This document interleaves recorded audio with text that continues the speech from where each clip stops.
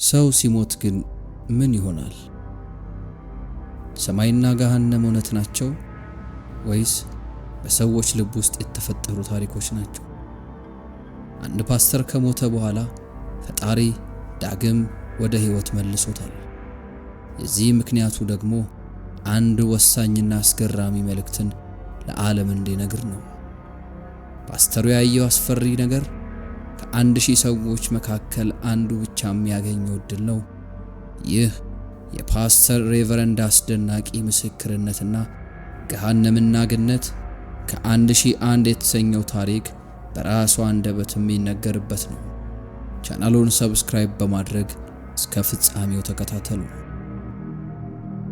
እንደ አውሮፓውያን አቆጣጠር በ1987 ላይ ሬቨረንድ ፓርክ በከፍተኛ የደም ግፊት ምክንያት ሞቱ። ነገር ግን በእግዚአብሔር ጸጋ ሕይወታቸው ለ20 ዓመታት ተራዘመ። ሆኖም ግን ለመጀመሪያዎቹ 4 ዓመታት ከነበሩበት ሁኔታ የተነሳ መናገር አይችሉም ነበር። ወደ ሕይወት ተመልሰው ሲመጡ 50 ዓመት ዕድሜያቸው ነበር። በሞታቸው ጊዜ ጌታ ገነትና ሲኦልን አሳይቷቸዋል። ያዕቆብ ምዕራፍ 4 ቁጥር 6 ላይ ትዕቢተኛና ትምክህተኛ ከሆናችሁ በራሳችሁ ላይ እርግማንን እንደምታመጡ ልነግራችሁ እወዳለሁ። 5000 አባላት ያሉት ትልቅ ቤተክርስቲያን አለኝ። ነገር ግን በትምክህቴ የተነሳ በእግዚአብሔር ተመታው። አሁን እግዚአብሔርን እፈራለሁ የሚል ቃል እናገኛለን። 150 ሚሊዮን የአሜሪካን ዶላር የሚገመት ሀብት ነበረኝ። 5 የቅንጦት መኪኖችም ነበሩኝ። ነገር ግን ከሞት ገጠመኝ በኋላ ሁሉንም ለሌሎች ሰጠሁት። እባካችሁ ይህንን በሚገባ አስታውሱ። መዳን ባላችሁ ንብረት አይገኝም፣ ነገር ግን በእምነት ነው የሚገኘው። እናም አሁን በሌሎች ቤተክርስቲያናት የምትገኙ ዲያቆናት፣ ሽማግሌዎችና ሌሎች የቤተክርስቲያን መሪዎችን፣ መጋቢዎቻችሁን ወይም ፓስተሮቻችሁን በሙሉ ልባችሁ እንድታገለግሉ ለምናችኋለሁ። እንደ አውሮፓውያን አቆጣጠር በዲሴምበር 1987 ምሳዬን በልቼ እንደጨረስኩ ረፍት በማድረግ ላይ ሳለሁ ከባድ ህመም ይሰማኝ ጀመር። ስሜቱ ልቋቋምም አልችለው ከመሆኑ የተነሳ እንደምሞት አሰብኩ። ከዚያም ራሴን ሳትኩኝ። ከ4 ወራት በኋላ ስነቃ ሰውነቴ ደንዝዞ አገኘሁት። እናም ሐኪሜ መሞቴ እንደማይቀር ነገረኝ። ሰውነቴ ስለማይንቀሳቀስ ክፉኛ ባብጦ ነበር። ከሚያሳቅቀው ሁኔታ የሚተነሳ ቤተሰቦቼ ማንም የቤተ ክርስቲያን አባል እንዲያየኝ አይፈቅዱም ነበር። በኋላም በመጨረሻ ግን ሞትኩኝ። ልክ ስሞት 2 ሰዎች ወደ ክፍሌ ሲገቡ አየሁ። ነገር ግን እነዚህ ሰዎች ወደ ክፍሌ የገቡት በግድግዳ ውስጥ ነበር። ማናችሁ እናንተ እንደዛ የምታረጉ ከሆነ ቤቴ ይፈርሳል ስል ጮኩባቸው። ከዛም አንዱ እንዲህ አለ፣ እኛ ከሰማይ የመጣን መላእክት ነን፣ ከእግዚአብሔር መንግሥት ነን ሲል መለሰልኝ። ከመላእክቶቹ አንጸባራቂ ብርሃን ይፈነጥቃል። በቀኝ የነበረው መልአክም ራሱን አስተዋወቀ። ለኢየሱስ በመንግሥቱ ተልእኮችን እፈጽማለሁ። ኢየሱስ ጠርቶ ወደ ምድር እንድመጣ አዘዘኝ። አንተን ወደ ገነት እንድወስድ አዘዘኝ። አንተ ሞተሃል፣ ነገር ግን ቤተሰቦችህ በብዙ ሐዘን እያለቀሱ ስለሆነ ጥቂት እንድትኖር ዕድሜ ሊጨምርልህ ወስኗል። ግን ለአሁን ገነትና ሲኦልን ሊያሳይህ ወስኗል። እርሱም ያሳይሃል። አንተም በምድር ለሚኖሩ ሰዎች ትመሰክራለህ። በአንተ ምስክርነት ወደ ሲኦል የሚወርድ ነፍሳት ቁጥር ቀንሶ ወደ ገነት የሚገቡ ነፍሳት ቁጥር ይጨምር። ይህ ያንተ ተልእኮ ይሆናል። እግዚአብሔር እንዳትዘገይ እንድነግርህ አዞናል። ከዘገየህ ገነትና ሲኦልን አትጎበኝም አለኝ።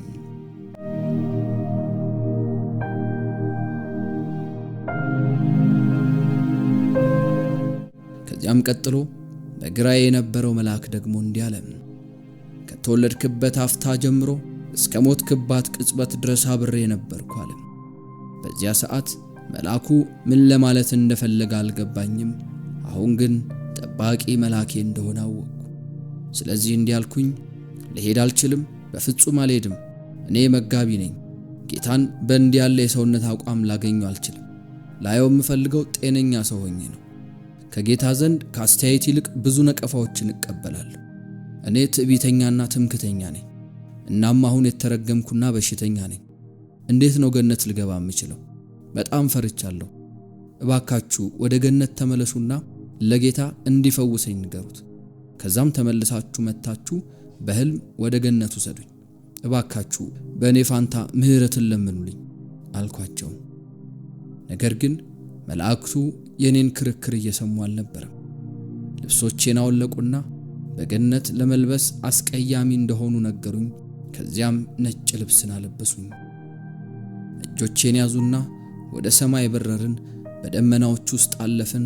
እናም ወደ ታች ስመለከት ምድርም እያነሰች አየኋት። ከዚያም መጨረሻ ወደ ሌለው ወርቃማ መንገድ አጠገብ አመጡኝ። አንጸባራቂ የሚያበራ ብርሃንን አየሁ። በቀጥታ ለማየትም በጣም ደማቅና አስቸጋሪ ነበር። ብርሃኑ ከየት ነው የመጣው ብዬ ስጠይቃቸው መላእክቱም ከገነት ነው ብለው መለሱልኝ። ይገርማል። ግዙፍ ነው ስልም አሰብኩኝ። ነጫጭ የለበሱ ሰዎች ቀድሞኝ ሲበሩ አየሁ። ማናቸው ብዬ ጠየቅኩ። አንደኛውም መልአክ እንዲህ ሲል መለሰ። እነዚህ ሁሉን ቻዩን አምላክ በታማኝነት ያገለገሉና በሙሉ ልባቸው የመንፈስ ቅዱስን ምሪት በመከተል በኢየሱስ የታመኑ ናቸው። በምድር ሰውነታቸው ሞቷል። አሁን እነርሱ ወደ ገነት የሚሄዱ ነፍሳት ናቸው ሲል መለሰ። ሌላኛውም መልአክ ቀበል አደረገና በገነት 12 በሮች አሉ። የዳነች ነፍስ ወደ ገነት ስትመጣ ከነዚህ በአንዱ መግባት ይኖርባታል አለ። እኛ ያኔ በደቡቡ በር በኩል ቆመን ነበር። ነገር ግን ያ በር ዝግ ነው።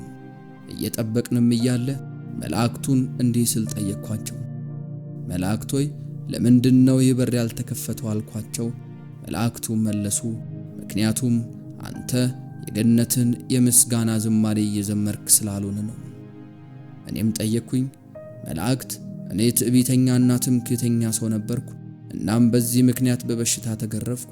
እኔ ምድራዊ የምስጋና መዝሙሮችን በመዘመር እንኳን ጥሩ አይደለሁም እና ከዚህ በፊት ሰምቼ የማላቀውን ሰማያዊ ምስጋና እንዴት አድርጌ ነው መዘመር የምችለው አልኳቸው።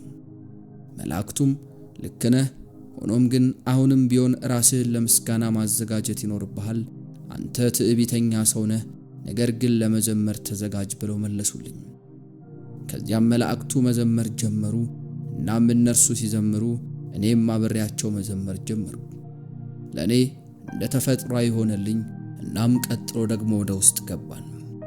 የገነት እይታ የማይገለጥ ነው። በምድራዊ ቃላቶቼ ገነትን ልገልጻት አልችልም። ነገር ግን እንዲህ አልኩኝ፣ ጌታ ሆይ በጣም አመሰግንሃለሁ። ምንም እንኳን ትዕቢተኛና ትምክህተኛ በሕመም የተገረፍኩ ብሆንም አንተ ግን ልታስጎበኘኝ ወደ ገነት አመጣኝ። ከዚያም የእግዚአብሔርን ድምፅ ሰማሁ። ድምፁም ደግሞ እንዲህ የሚል ነበር፣ ወዳጄ መጋቢ ፓርክ ዩንጊው እንኳን ደህና መጣህ፣ ወደዚህ ረጅም ጉዞ አድርገሃል አለኝ። ድምፁ በፍቅርና በርህራሄ የተሞላ ነበር። እኔም በእንባ መለስኩለት። እኔም በእንባ ተሞልቼ መልሴን ለመመለስ ተዘጋጀው። ገና ጌታ ሆይ ከማለቴ መላእክቱ ወዲያው አቋረጡኝና ለ20 ዓመታት መጋቢ ነበርክ፣ መጽሐፍትን አታውቅምን? በገነት እንባ የሚባል ነገር የለም፣ እባክህ አቁም አሉኝ። ይሁንና ማልቀስ እንኳን አልቻልኩም ነበር።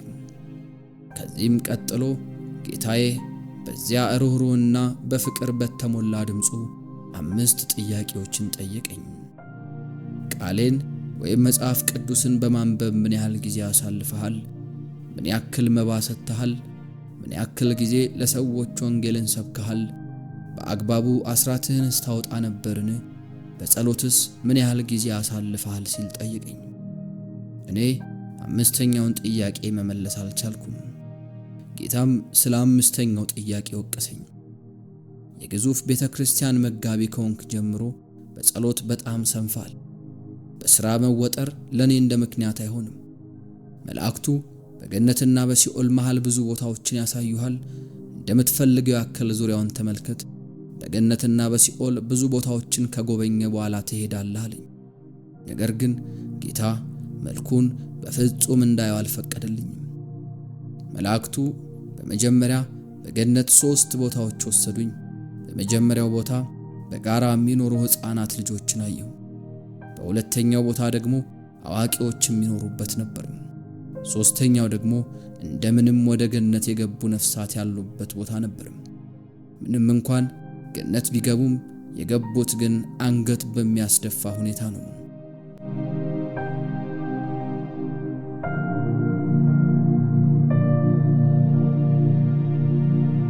ከሌሎች ምስክርነቶች እንዳየሁት ሶስተኛው ቦታ በገነት የዳኑ ነገር ግን በሕይወታቸው ምንም አይነት ፍሬ የሌላቸው እንዲሁ ጊዜያቸውን በዋዛ ፈዛዛ ያሳለፉ፣ ቁጥብ የጸሎት ጊዜ ከቃሉ ጋር ብዙ ጊዜ የማያሳልፉ፣ ከላይ ጌታ እኔን ለጠየቀኝ 5 ጥያቄዎችም ምንም አይነት መልስ የሌላቸው ሰዎች የሚኖሩበት ስፍራ ነው።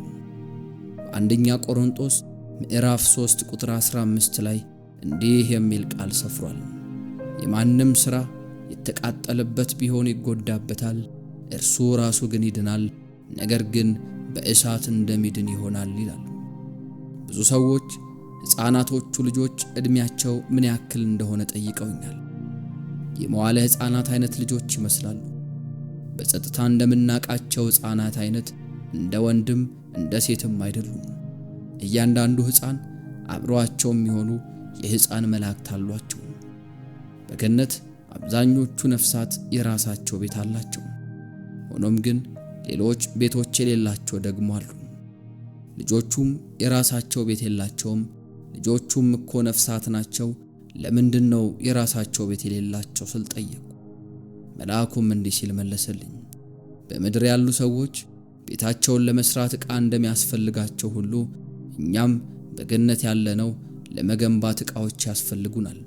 አንድ ሰው ቤተ ክርስቲያንና ሌሎች ለጌታ ታማኝ ሆኖ ሲያገለግልም እነዚያ ሥራዎቹ በሰማይ ለአንድ ሰው ቤትን ለመስራት አቅራቦቶች ይሆናሉ። ዕቃዎቹ ሲቀርቡ ለቅዱሳኑ የተዘጋጁት መላእክቶችም ቤት ለመገንባት ወደ ሥራ ይሄዳሉ።